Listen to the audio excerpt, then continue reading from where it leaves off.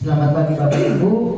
Pada tempat yang pertama saya menyampaikan limpah terima kasih kepada Bapak Kepala Sekolah, Bapak Ibu guru yang hebat dan luar biasa yang sudah menyempatkan waktu untuk kita ada dalam kegiatan pagi ini, yaitu kegiatan pagi ini tentang program guru penggerak.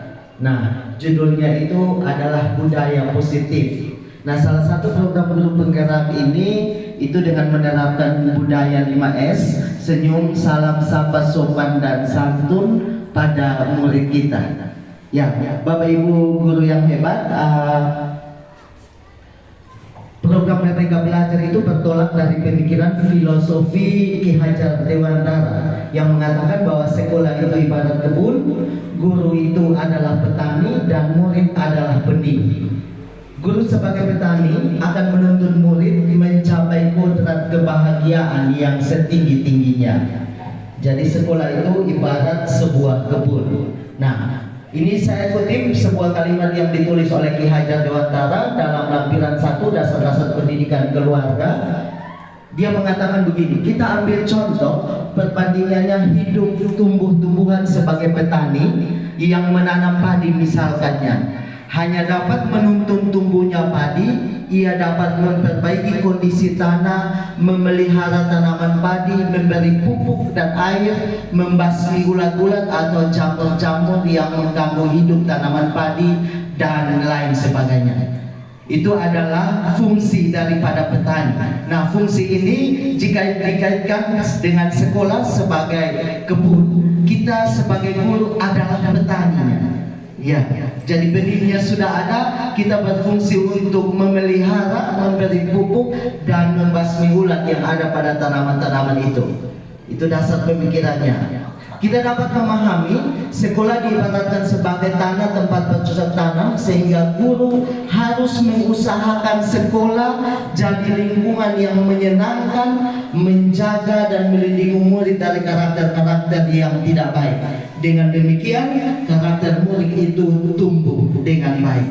Nah, kita dapat menciptakan sebuah iklim positif yang bisa mengembangkan karakter-karakter murid sesuai dengan profil Pancasila yang diminta dalam kurikulum Merdeka Belajar. Nah, Bapak Ibu, dalam pemaparan materi pagi ini kita akan membahas 3 hal. Yang pertama, budaya positif. Kita lihat dulu, apa itu budaya positif?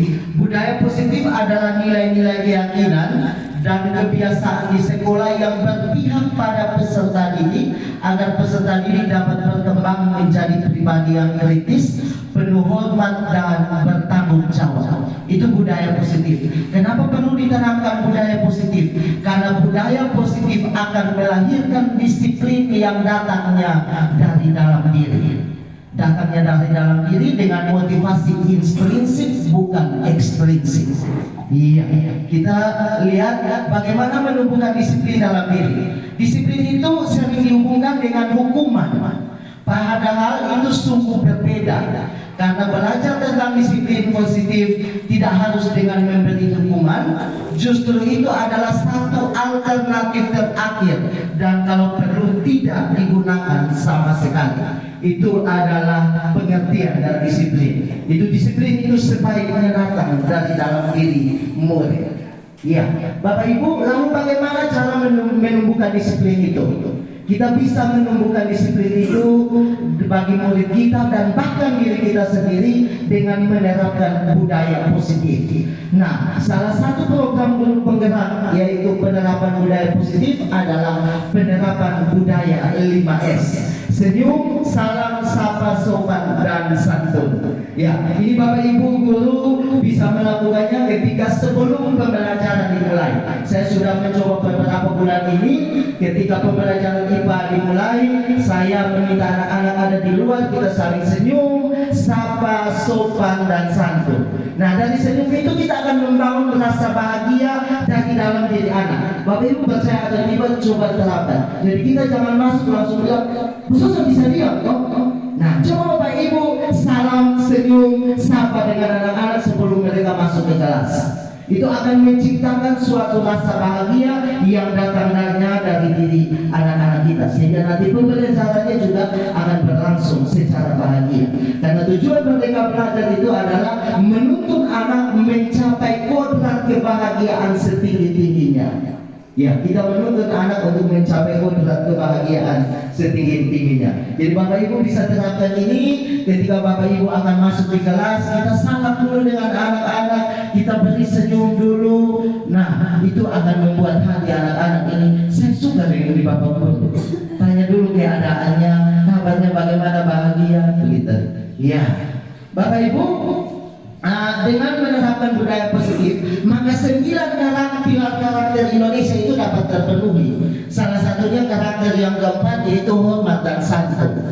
Kita akan menanamkan budaya yang akan membangkitkan karakter anak, yaitu karakter hormat dan santun. Ya, ada 9 pilar karakter: cinta Tuhan, kemandirian dan tanggung jawab, kejujuran, hormat dan santun, dermawan, suka menolong dan gotong royong, percaya diri, kreatif, bekerja keras, kepemimpinan dan keadilan, baik dan rendah hati, toleransi, kedamaian dan kesatuan. Inilah yang diminta oleh kurikulum Merdeka Belajar, profil Pancasila. Iya, salah satu penanaman budaya yang dapat membangun disiplin murid yang nanti terciptanya profil Pancasila dalam diri adalah dengan program 5S.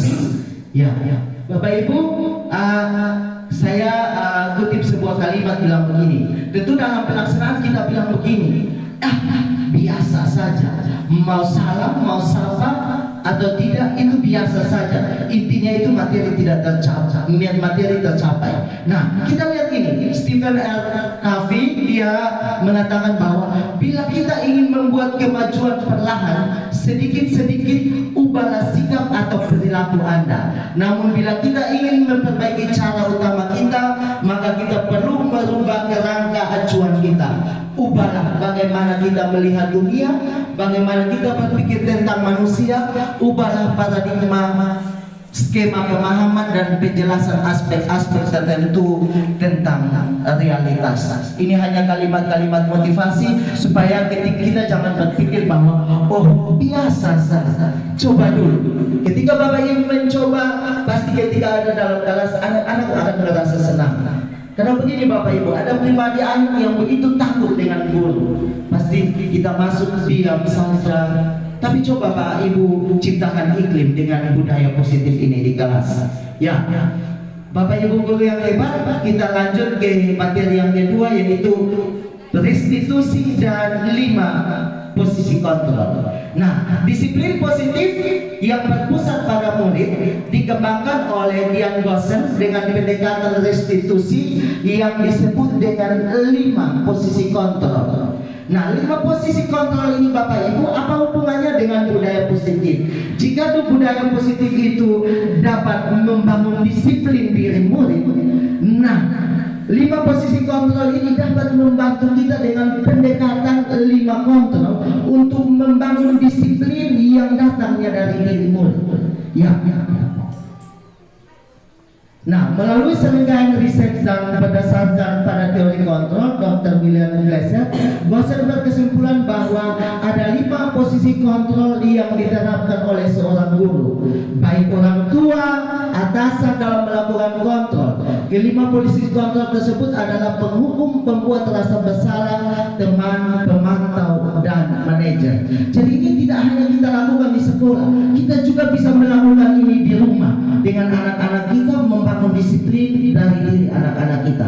Nah, saya tidak akan menjelaskan tentang ini. Saya akan membuka video yang disematkan di YouTube dari Kementerian Pendidikan dan Kebudayaan tentang 5 posisi kontrol. Sini kamu. Selamat pagi, Bu. Kita bisa simak 5 posisi kontrol dengan contohnya ini. Makanya saya langsung ambil videonya. Salam bahagia Ibu dan Bapak guru hebat. Dalam penerapan disiplin positif restitusi, salah satu program yang dikembangkan adalah 5 posisi kontrol. 5 posisi kontrol kontrol dalam restitusi adalah proses perjalanan seorang pendidik agar dapat mengenali dirinya. Pada video kali ini, kita akan membahas tentang 5 posisi kontrol yang dikembangkan oleh Diane Gosson dan contoh penerapannya.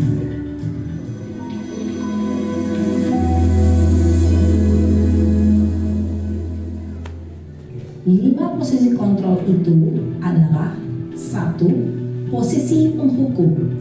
2. Posisi pembuat merasa bersalah. 3. Posisi teman. 4. Posisi pemantau atau monitor. Dan 5. Posisi manajer. Untuk lebih memahami kelima posisi tersebut, mari kita saksikan kasus Naren yang terlambat hadir 20 menit di sekolah dan melihat bagaimana kelima posisi kontrol dalam menghadapi masalah tersebut.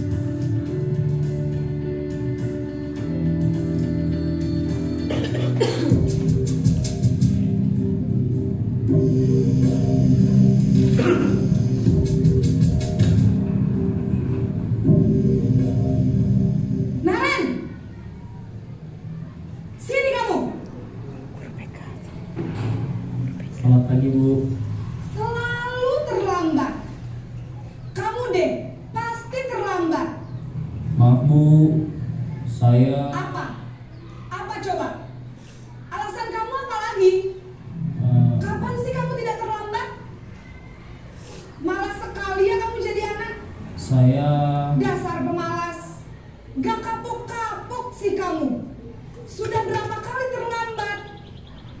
Sana, kamu keliling lapangan basket 2 kali. kenapa saya harus keliling lapangan basket, Bu? Kenapa? Kamu melawan ibu? Berani-beraninya jawab. Sudah terlambat, masih berani jawab pula. Sekarang, keliling lapangan basket 5 kali sekalian. Biar kapok. Cepat. Pergi sana ke lapangan basket. Posisi penghukum biasanya berbicara dengan nada tinggi, menghardik, menunjuk-nunjuk, menyakiti, dan menyindir. Hukuman bisa berupa fisik maupun psikis.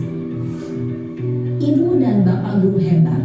Dampak yang terjadi pada murid ketika guru berada pada posisi penghukum adalah murid cenderung akan memberontak, bahkan menyimpan dendam.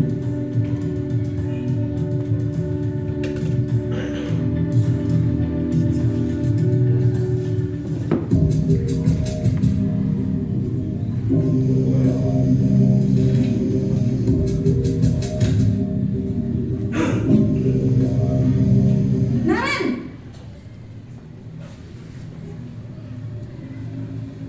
Selamat pagi, Bu. Naren. Kamu kenapa terlambat lagi, nak? Ya Tuhan, Naren. Kamu senang ya bikin ibu susah ya? Kalau kamu terlambat lagi, nanti ibu yang ditegur bapak kepala sekolah, nak. Disangka ibu tidak bisa membina kamu. Duh, gimana ini? Maaf, Bu. Duh Gusti Naren. Kamu suka ya kalau ibu ditegur bapak kepala sekolah? Terus, sekarang ibu harus tulis apa ini di buku absen? Ini kamu sudah sering terlambat loh. Ibu harus apa coba? Maaf, Bu. Maaf sekali. Ya sudah, lain kali jangan bikin ibu susah lagi ya nak ya. Ibu tidak akan kuat lagi kalau kamu begini terus. Bisa jantungan kalau ibu tegur bapak kepala sekolah.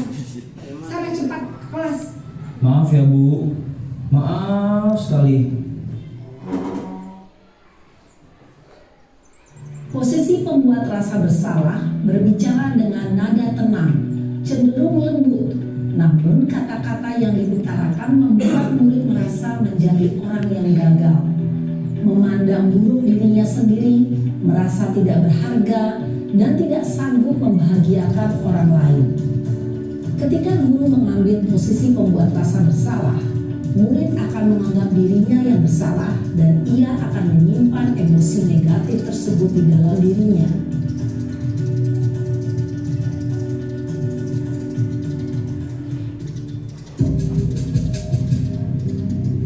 Naren,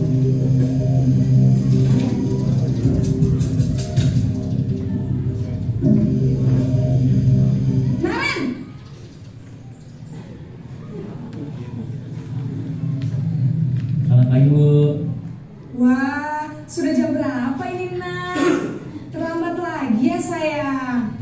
Iya Bu, habis ibu saya lupa bangunkan saya Bu. Kamu malah menyalahkan ibu kamu. Kamu bukannya anak yang larinya paling kencang. Kok terlambat sih? Iya Bu, saya memang terlambat bangun tadi. Jadi biarpun saya lari kencang, tetap gak kekejar Bu. Ya sudah sana. Nanti lain kali larinya lebih kencang lagi ya. Biar gak terlambat lagi. Bikin seneng ibu. Demi ibu. Bisa kan? Bisa Bu. Ya sudah sana masuk kelas. Ibu beresin urusan absen kamu. Kamu ini ada-ada saja. Dalam posisi teman, guru berbicara dengan nada suara ramah, akrab, cenderung bersenda gurau untuk menjaga suasana tetap santai. Murid akan merasa senang, aman, dan akrab dengan guru. Identitas yang tercipta adalah identitas sukses atau berhasil. Namun, perlu diingat, karena ini masih dorongan eksternal, maka ada faktor ketergantungan dari murid kepada orang tertentu. Di sini, guru absennya, sehingga melalui waktu, murid bisa berperilaku baik, namun hanya kepada orang-orang tertentu saja.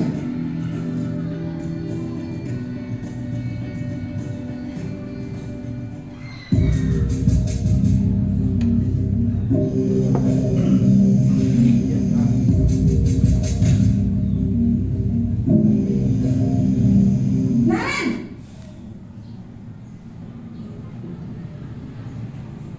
Selamat pagi Bu. Naren, apa peraturan sekolah kita tentang jam berapa kita harus masuk sekolah, Nak? Kita harus di sekolah jam 7 Bu. Iya betul, sekarang sudah jam 7.20. Naren sudah tahu konsekuensinya jika terlambat hadir. Paham Bu. Saya harus tinggal kelas pas jam istirahat selama 20 menit. Iya benar, konsekuensinya demikian. Jadi nanti jam 9.30 pas istirahat, kamu harus tinggal di kelas, kerjakan tugas tambahan untuk ketertinggalan kamu, ya? Baik Bu. Posisi pemantau mengandalkan penghitungan atau data untuk mengontrol murid. Guru mengarahkan murid berdasarkan peraturan dan konsekuensi. Seorang pemantau menunjukkan bahasa tubuh dan ekspresi wajah yang datar dan cenderung formal.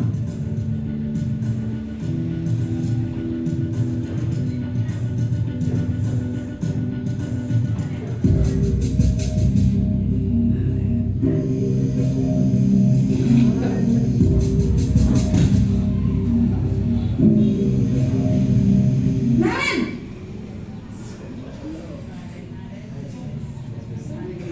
Selamat pagi Bu. Selamat pagi, Naren. Maaf Bu, saya terlambat. Iya, sekolah masuknya jam 7, sekarang sudah jam 7.20. Jadi sekarang bagaimana ini, Naren? Maaf Bu, saya lupa setel alarm saya semalam. Baiklah, menurut kamu, keyakinan sekolah yang mana yang perlu kamu tingkatkan? Menghargai diri sendiri dan orang lain mungkin ya Bu. Setuju. Jadi, apakah Naren meyakini prinsip saling menghormati tersebut? Iya Bu, saya meyakininya. Apakah Naren bersedia memperbaiki masalah keterlambatan ini? Bersedia Bu. Bagaimana kamu akan perbaiki masalah keterlambatan ini? Saya akan coba untuk tidak lupa menyetel alarm saya Bu. Baik, kalau Naren lupa menyetel alarm di rumah, ada orang yang kira-kira bisa bantu mengingatkan tidak? Ada Bu, kakak saya, Kak Emma. Ada lagi selain Kak Emma? Selain Kak Emma, ada ibu saya. Baik, jadi yang mengingatkan Naren adalah Kak Emma dan ibu kamu ya? Kira-kira akan mulai set alarm kapan nih, Naren? Setelah pulang sekolah, akan segera saya lakukan. Baik, jadi Naren akan setel alarm untuk bangun bangun besok pagi dan akan diingatkan oleh kakak dan ibunda Naren ya. Ada lagi yang mungkin perlu dilakukan Naren agar tidak terlambat bangun lagi? Tidak ada, Bu. Baik Naren, terima kasih untuk kerjasama kamu. Sekarang kamu perlu kembali ke kelas untuk belajar. Baik, Bu. Terima kasih. Posisi manajer adalah posisi kontrol yang disarankan untuk membimbing murid memiliki sikap disiplin yang positif, yaitu murid yang mandiri, bertanggung jawab, dan dapat memecahkan masalah. Tujuan dari posisi ini adalah agar murid dapat berefleksi atas tindakannya. Guru akan dengan tulus memberikan pertanyaan-pertanyaan bermakna, sehingga membuat murid dapat belajar dari kesalahannya dan mencari sebuah solusi untuk menyelesaikannya. Ibu dan Bapak guru hebat, setelah mengamati adegan kelima posisi kontrol tadi, kira-kira posisi mana yang paling ideal? Posisi mana yang dapat menunjang motivasi intrinsik murid? Ya, tentu posisi manajer. Posisi ini memang posisi ideal yang ingin dituju setiap pendidik. Pada posisi inilah, guru dapat menerapkan disiplin positif yang berpihak pada murid, yang memerdekakan murid. Perjalanan seorang pendidik tentunya tidak mudah untuk sampai pada posisi seorang manajer. Namun, tujuan kita pasti, yaitu menciptakan murid-murid yang mandiri, merdeka, dan bertanggung jawab. Semoga penggambaran 5 posisi kontrol yang telah diperlihatkan ini dapat menjadi ajar refleksi bagi kita semua, agar dapat terus mengasah dan menerapkan disiplin positif yang memerdekakan murid. Mari terus berlatih dan bersemangat. Selamat menerapkan. Salam dan bahagia Ibu dan Bapak guru hebat.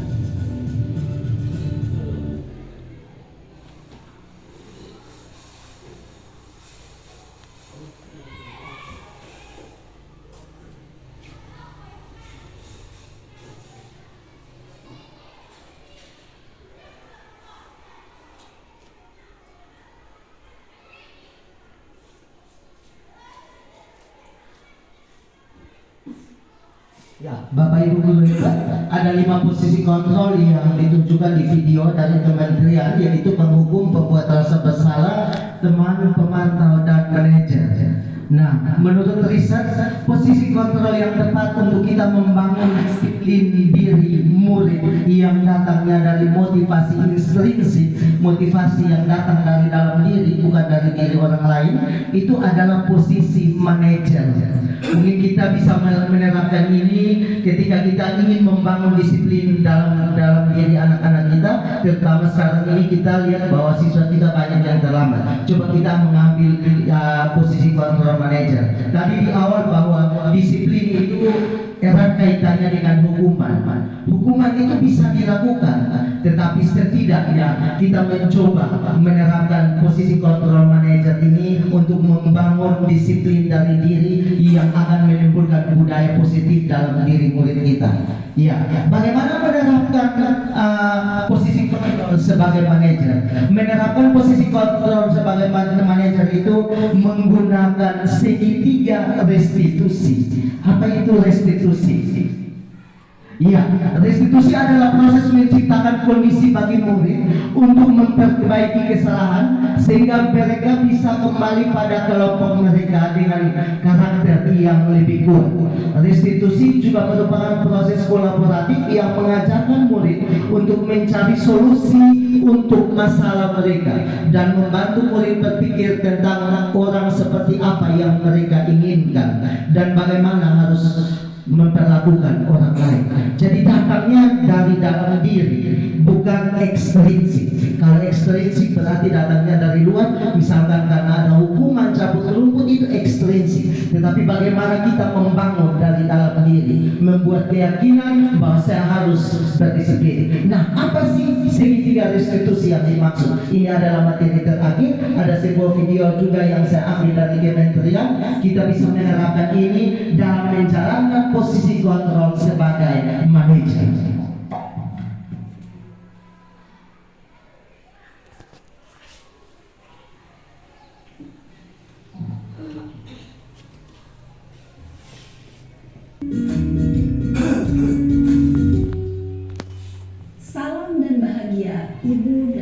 Bapak Guru Hebat.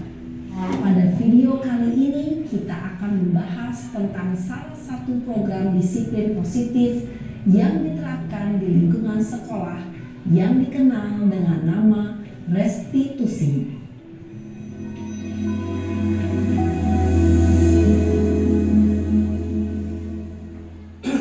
Restitusi dikembangkan oleh pakar pendidikan Diane Gossen, berlandaskan pada teori kontrol Dr. William Glasser. Segitiga restitusi adalah suatu proses dialog yang dijalankan oleh guru atau orang tua agar dapat menghasilkan murid yang mandiri dan bertanggung jawab. Pada saat guru di posisi manajer, aspek yang dikembangkan pada murid adalah motivasi intrinsik, sehingga penanaman nilai-nilai kebajikan dapat tumbuh dan berkembang menjadi suatu kebiasaan positif yang akhirnya membentuk karakter murid. Proses dialog ini terdiri dari 3 langkah yang digambarkan pada ketiga sisi pada segitiga restitusi. Sisi pertama adalah menstabilkan identitas. Sisi yang kedua adalah validasi tindakan yang salah. Dan sisi yang ketiga adalah menanyakan keyakinan. Ibu dan Bapak Guru, berikut ini akan ditunjukkan bagaimana seorang guru berada dalam posisi manajer menggunakan penerapan segitiga restitusi.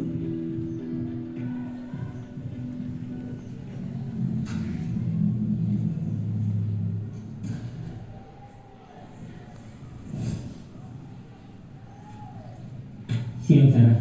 Siang Pak. Sudah lama nggak ketemu Sarah. Kenapa hari ini ada di sini? Kesel Pak, kesel banget. Masa aku dikatain tukang fitnah Pak? Ya aku marah lah. Aku balik ngatain Eka di depan kelas. Kesel banget. Oh begitu. Ya pasti kamu marah dan kesal. Bapak juga akan marah apabila ada yang menuduh Bapak seperti itu. Kemudian pada saat itu kamu mau melakukan apa? Ya saya langsung ngatain Eka lah Pak. Kesel banget. Saya betah-betah dia depan teman-teman lain. Oh begitu. Pasti kamu melakukan seperti itu karena suatu alasan tertentu kan? Iyalah, masa saya diam saja Pak? Ya saya bela diri lah. Masa saya dituduh tukang fitnah? Ya wajar lah.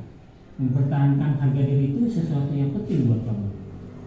Untung kamu tidak bertindak lebih gegabah lagi dengan membentak-bentak. Iya Pak. Untung saya masih bersabar dan hanya membentak saja. Sudah gemes padahal. Saya pasti bela diri lah. Ya pasti ya. Tapi kamu memilih untuk tetap bertahan dan bersabar. Kamu memilih untuk tidak berbuat lebih parah lagi bukan? Iya. Nah sekarang coba kita lihat lagi tindakan kamu yang bentak-bentak Eka di kelas. Tindakan kamu itu kira-kira sesuai dengan keyakinan kelas atau prinsip kamu tidak? Enggak lah Pak. Capek Pak jadi pemarah. Jadi keyakinan atau prinsip mana yang kurang sesuai dengan keinginan kamu? Ya, saya sebenarnya sangat menghargai orang lain. Mungkin saat itu saya menjadi emosi, jadi tidak menunjukkan sikap itu. Kamu meyakini tidak? Menghargai orang lain itu penting buat kamu. Yakinlah Pak. Iya, setuju. Kita harus saling menghargai. Namun ada juga keyakinan yang kita sepakati yang perlu kita jalankan apabila kita sedang marah, bukan? Ya, saya bisa lebih proaktif, mulai dengan diri sendiri. Saya bisa jadi lebih sabar, mengambil waktu jeda untuk berpikir mau apa selanjutnya. Kira-kira kamu bersedia memperbaiki masalah ini tidak? Bersedia Pak. Kalau kamu memperbaiki masalah ini, kamu akan menjadi orang seperti apa? Saya akan menjadi orang yang bertanggung jawab kali ya Pak. Dan senantiasa proaktif. Iya, menurut kamu bagaimana rasanya menjadi orang seperti itu? Ya nyaman lah, bangga bisa bersabar dan menahan diri. Baiklah kalau begitu. Yuk kita pikirkan bagaimana memperbaiki masalah ini.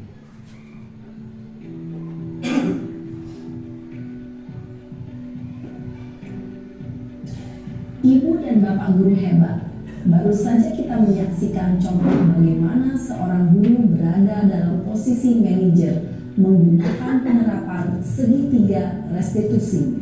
Mari kita bahas satu persatu. sisi pertama, menstabilkan identitas berdasarkan pada prinsip bahwa membuat kesalahan adalah bagian dari proses pembelajaran. Sisi pertama dari segitiga ini berperan menggeser identitas murid dari identitas gagal ke identitas sukses. Murid yang sedang bertingkah laku yang tidak pantas atau menarik diri saat itu sedang mengalami identitas gagal.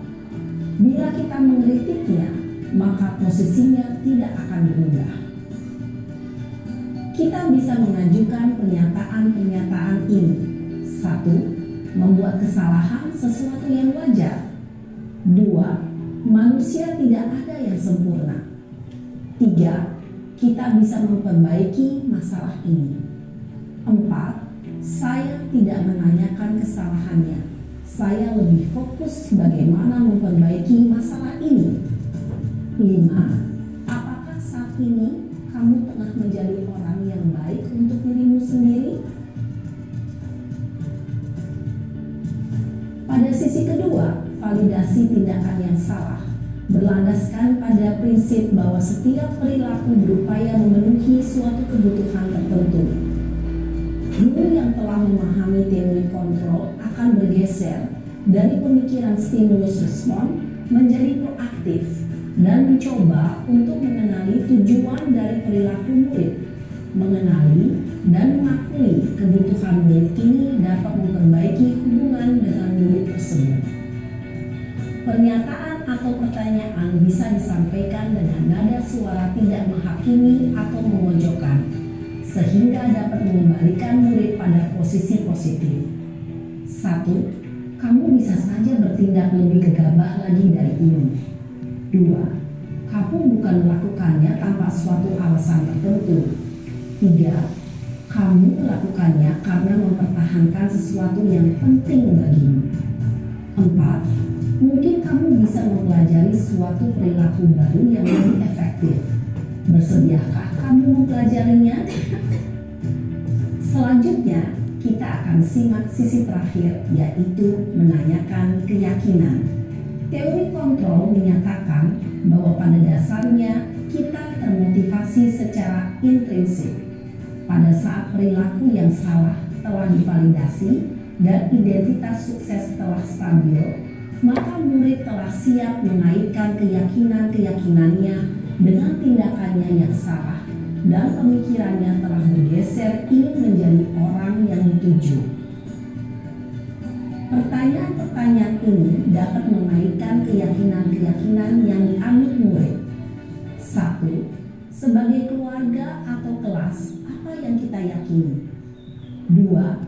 Nilai-nilai apa yang telah kita sepakati?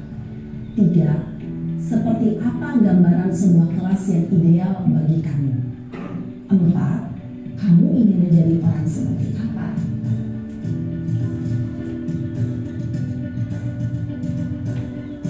Dalam menerapkan segitiga restitusi, perlu diperhatikan beberapa hal, yaitu 1. Perilaku yang salah perlu dikaitkan dengan nilai-nilai atau keyakinan-keyakinan yang telah disepakati atau dituju. 2. Kesediaan orang yang melakukan kesalahan untuk memperbaiki masalah. 3. Pemecahan masalah sebisa mungkin relevan atau memiliki hubungan dengan masalah yang ada. 4. Usaha. Perlu adanya suatu usaha perbaikan dari pihak yang berbuat kesalahan. 5. Waktu. Perlu didedikasikan waktu dari pihak yang berbuat kesalahan. Tanyakan kapan akan mulai diberlakukan usaha untuk memperbaiki masalah. Dengan memahami struktur penerapan segitiga restitusi, diharapkan guru dapat menerapkan posisinya sebagai manajer dengan mengajukan pertanyaan-pertanyaan bermakna yang dapat membuat murid menjadi lebih percaya diri, bertanggung jawab, dan mandiri. Nah, ibu bapak guru perlu tidaknya mengikuti ketiga tahapan dalam segitiga restitusi bergantung pada ringan beratnya suatu permasalahan. Misalnya, bila permasalahan tersebut ringan, maka tidak perlu dijalankan secara berurutan. Bahkan bisa semudah menanyakan apa keyakinan yang kita sepakati. dengan menjalankan segitiga restitusi dengan mengajukan pertanyaan-pertanyaan bermakna, diharapkan murid menjadi lebih kuat secara pribadi, dapat membuka wawasan hidup agar dapat menyelesaikan permasalahannya sendiri, semakin percaya diri, mandiri, dan merdeka. Salam dan bahagia, Ibu Bapak Guru hebat. Ya, Bapak Ibu, demikian pemaparan materi tentang budaya positif. Dalam menerapkan budaya positif itu kita harus bangunnya dari motivasi intrinsik. Nah, membangun motivasi intrinsik itu kita bisa menggunakan 5 posisi kontrol. Posisi kontrol yang paling tepat adalah posisi kontrol manajer. Bagaimana menjalankan posisi kontrol sebagai manajer? Menjalankannya dengan penerapan segitiga restitusi. Dan hal yang kedua, marilah kita mencoba menerapkan sebuah budaya positif, yaitu 5S: senyum, salam, sapa, sopan, dan santun pada murid-murid kita. Sebelum Bapak Ibu memulai pembelajaran, kita buat keyakinan kelas, murid-murid harus di luar, dan kita saling memberikan senyum, salam, sapa, sopan, dan santun. Bapak Ibu guru hebat, ini mungkin hal yang baru bagi kita, tetapi salah satu sekolah yang sekolah penggerak penerapan 5S-nya jalan itu SMA Negeri 1 Pantai Baru, dan sekarang sedang dilakukan penelitian yang akan menentukan kira-kira imbas penerapan 5S itu seperti apa. Selain itu Bapak Ibu, ada SMA Negeri 4 Takari. Itu tidak hanya guru dengan siswa, guru dengan guru juga pagi-pagi harus saling salam. Ya, itu bisa menumbuhkan suatu motivasi dalam diri, suatu kenyamanan, kebahagiaan kita. Agar supaya program Merdeka Belajar dalam kurikulum Merdeka Belajar itu tidak hanya belajar untuk merdeka, tetapi merdeka dalam mengajar. Ya, demikian Bapak Ibu guru hebat. Semoga apa yang saya sampaikan ini dapat bermanfaat dan membawa perubahan baru bagi diri dan murid kita demi terlaksananya program kurikulum Merdeka Belajar. Sekian dan terima kasih. Saya sampaikan terima kasih kepada Bapak Kepala Sekolah, Bapak Wakil Kepala Sekolah, Bapak Ibu guru yang sudah bersedia menyempatkan waktu untuk Anda dalam sosialisasi budaya positif pagi ini. Terima kasih.